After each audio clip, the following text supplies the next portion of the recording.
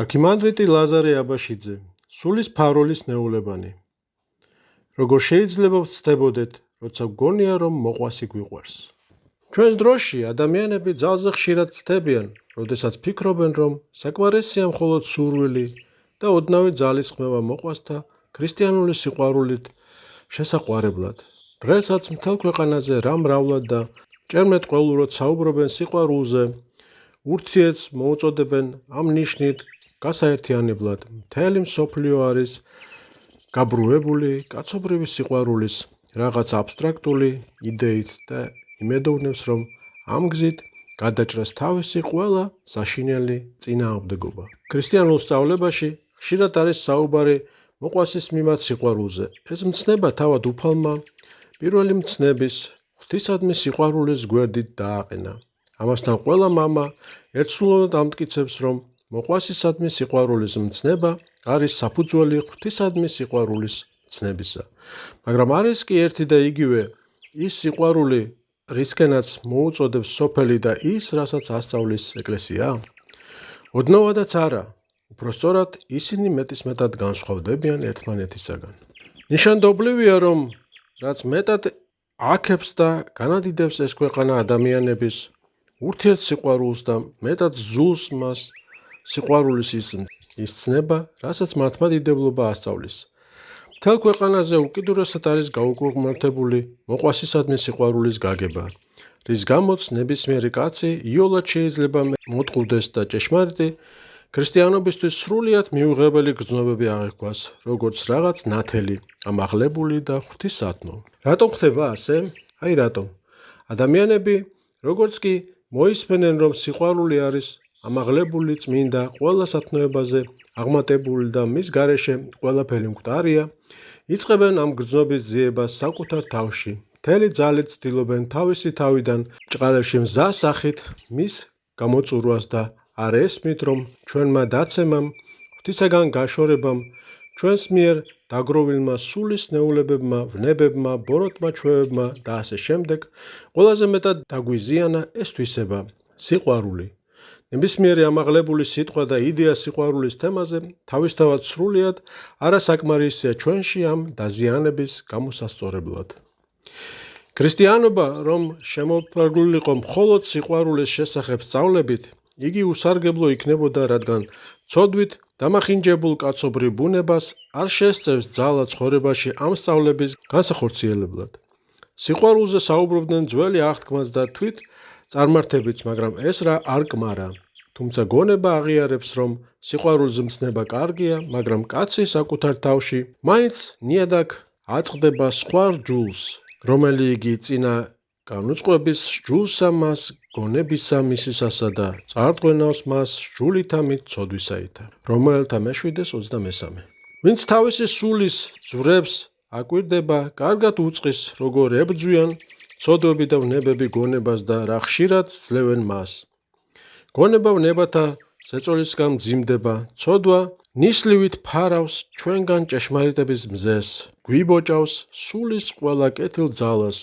მარტოოდენ სიყვარულზე სწავლებას განა შეუძლია, ასეთ საცოდავ მდგომარეობაში მყოფ დაგვეხმაროს, მაგრამ სწორედ ამაშია ქრისტეს ღვაწლის ძალა და მნიშვნელობა, რომ იგი არ იფარგლება მხოლოდ სწავლებით. ღმერთმა კაცობრიობას მისცა ახალი ძალები, ქრისტეს ღვაწლით შეიქმნა ახალი დაბადებული ეკლესია. ეკლესიაში დამკვიდრებული სულიწმინდა იძლევა ძალას ქრისტიანული სწავლების ცხოვრებაში განსახორციელებლად. ეკლესიის გარეშე ქრისტიანობა არ არსებობს. რჩება მხოლოდ ქრისტიანული სწავლება, რომელიც თავისთავად ვერ შეძლებს დაცემული ადამიანის განახლებას.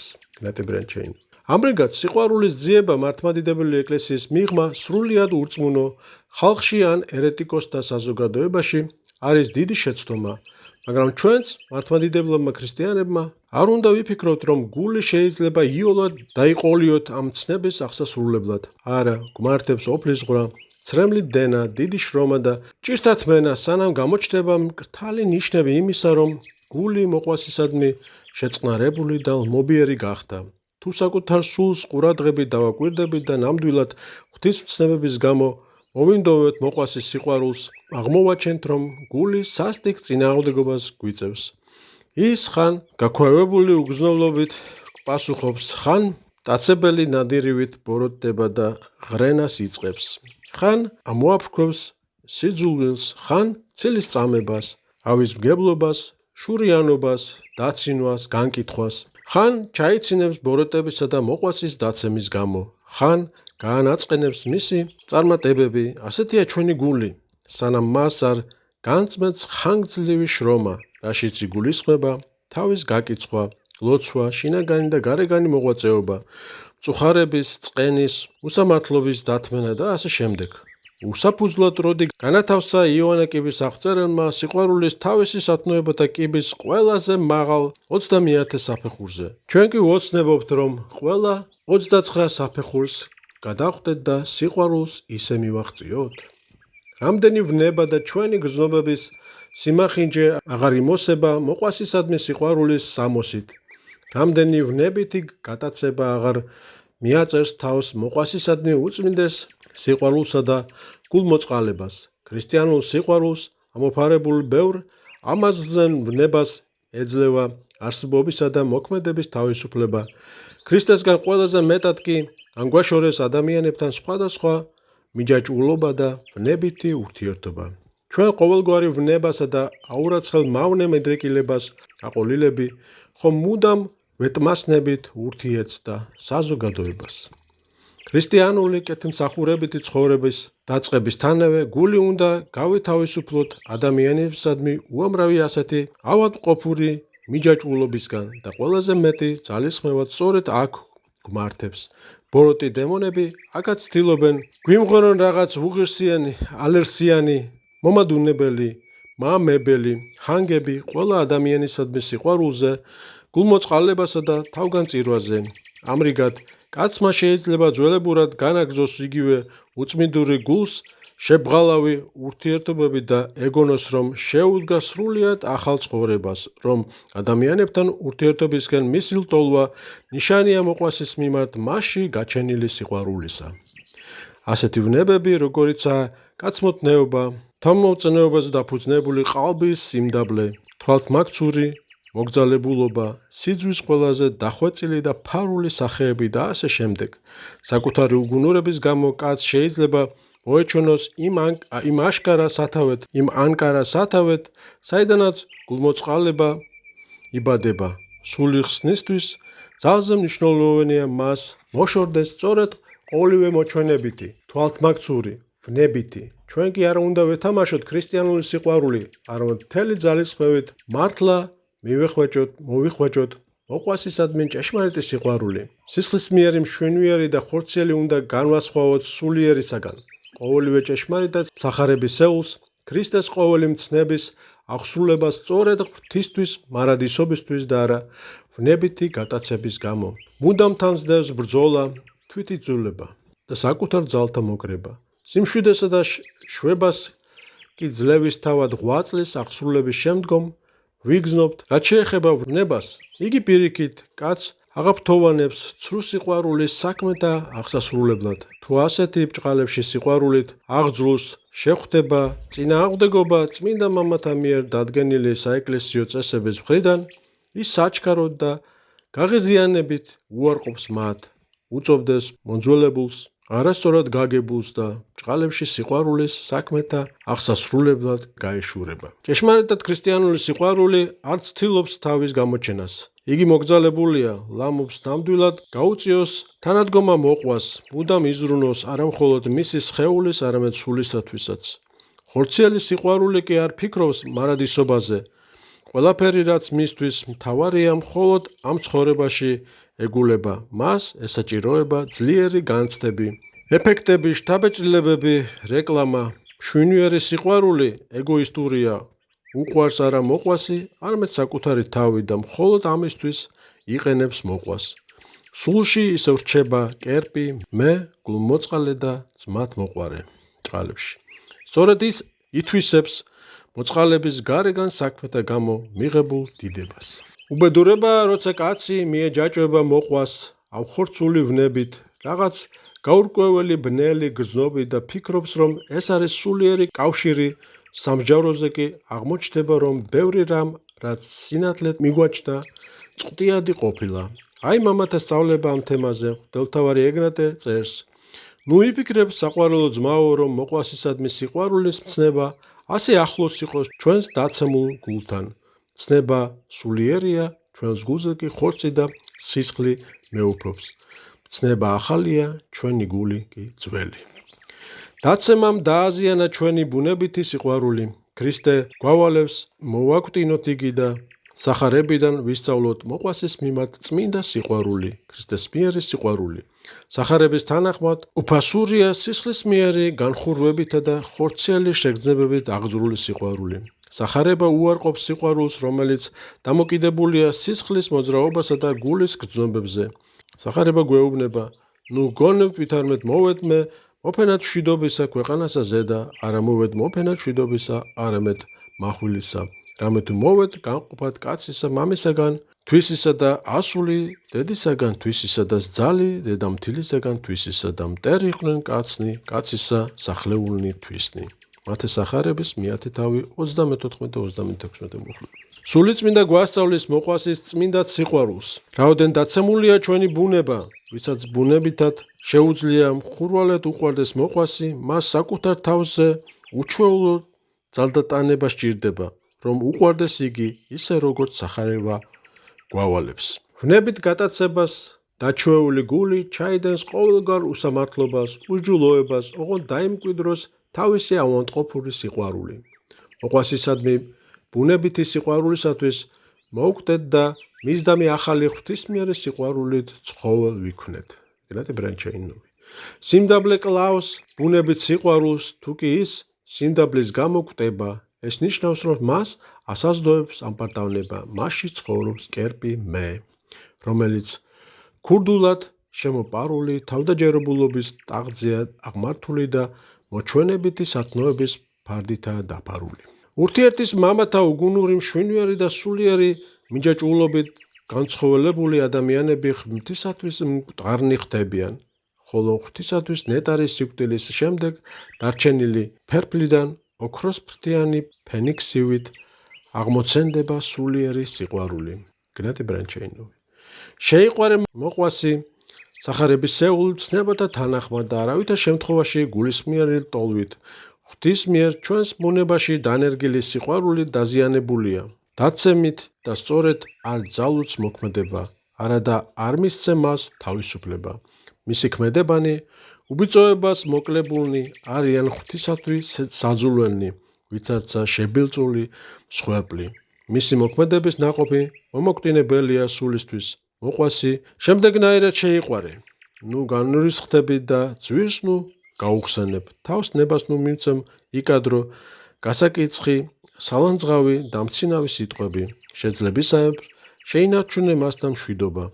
თავი დაიმდაბლე მის წინაშე. სამაგიეროს ნუ გადაუხდი, ნურც აშკარად, ნურც ზურგს უკან. ყველაფერი რის დათმობაც შესაძლებელია დაუთმე. გადაეჩვიე შეპასუხებასა და კამაც. განაგდე ისინი როგორც ამპარტავნებისა და თავის მოყვარეობის ნიშნები. კეთილად მოიხსენ შენზე ავის მეტყველნი. ბოროტება სიკეთით გადაუხადე, ილოცე მათთვის, რომლებიც შეურაცხყოფენ წყენასა და უსიამოვნებას გაყენებენ და გდევნიან. მათი სახარების მეხუთე თავის 21-52 მუხლები. არასდროს არანაირი საბაბითაც არ განიკითხო ვინმე, არც კი განსაჯო, კარგია ის თუ ავი, თვალწინ გედგას მხოლოდ ის ცუდი კაცი, ვის გამოც უნდა აგო პასუხი ღვთის წინაშე, საკუთარი თავი. მოყვას მოექცე ისე, როგორც გსურს, რომ შენ მოგექცენ. მათი სახარების მეშვიდე თავის პირველი მე-12-ში. მთელი გულით შეუნდე და აპატია ადამიანებს მათი შეწოდებანი. შენს წინაშე, რათა ზეციურმა მამამაც მოგიტეო შენი უთვალავი შეწოდებანი. ბოლოს ნუაგინებ შენს ძმას ჭარბმეტყველებით, ფუჭი ლაპარაკით, ახლო ნაცნობობითა და გაშინაურებით. როცა ასე მოიქცევი მოყვას, მაშინ შეიყვარებ მას უფლის მცნების სათანადო და ღვთისადმო სიყვარულით. ამით კი დაადგები ღვთის სიყვარულისკენ სავალ გზას. მინდა ეგნატე ბრანჩეინოვი. პატივი მიაგე მოყვას, ვითარცან ღვთის ხატებას და შენს სულში დავანებული ეს გრძნობა იყოს სხვათაგან უხილავი და მის შესახებ მხოლოდ შენმა სინდისმა უწყოდეს.